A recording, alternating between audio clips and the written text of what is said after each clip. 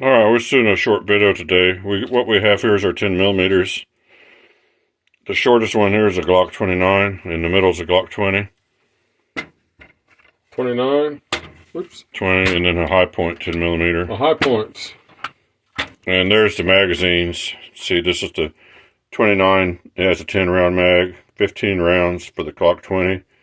And this is also 10 round, and that's for the Highpoint. Now you can tell the guns, I don't know if it matters about YouTube standards, but the guns are safe, they're unloaded. These magazines have some 10mm, and this one here is just empty. What happened was, we got this gun originally, several years ago, and we liked it so well that we decided to get this gun. And then I loaned this gun to a person that needed a gun that couldn't afford one because he needed to have one for his own personal reasons. He was going to go do some shooting out in the country or whatever. And the minute he walked out of the house with a gun, I've been carrying this thing for a long time. When he walked out, I within like seconds started feeling like that, what you call buyer's remorse. And where I didn't mind that the guy had the gun, but at the same time, man, I don't have a gun now. I just loaned my gun to somebody. And I kind of didn't know what to do because I didn't really want to go spend. These guns are over $500 a piece. And I didn't want to go spend another $500 right now because I'm trying to spend money on something else I want for my business. But yet I wanted to be armed, and I called a gun store, and just pure chance, they told me they had this. And it's 10mm, and I kind of like 10mm, and this is $200. Yeah, we have to try that out and see how it works. One nice thing about it is that it's the least expensive, but it's ready to shoot. Well, a nice thing about it is I went to the store to buy it for $200, and he sold it to me for exactly $200. I said, "Is there tax?" He's like, "No."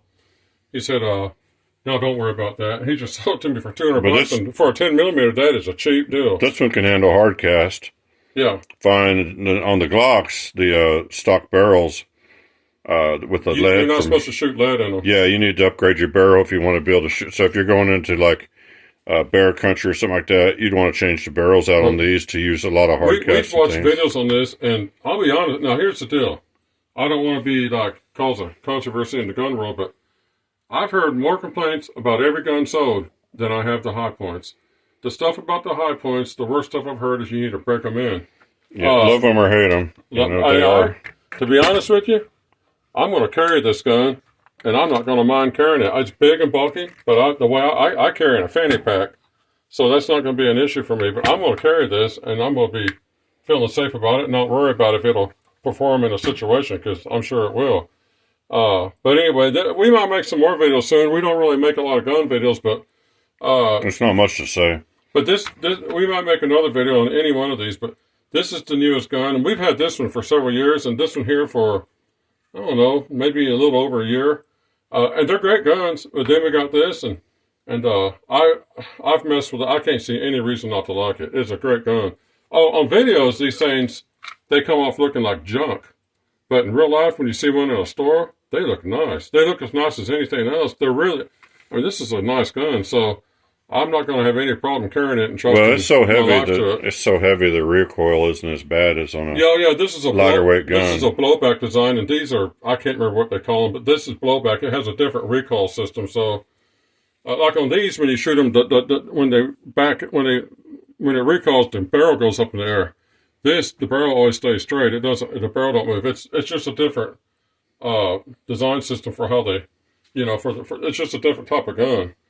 So actually, when I look at this, it kind of makes me think back around 1940, Yugoslavia, Russia, something like that. Something that they would mass produce for their militaries to have back in World War II.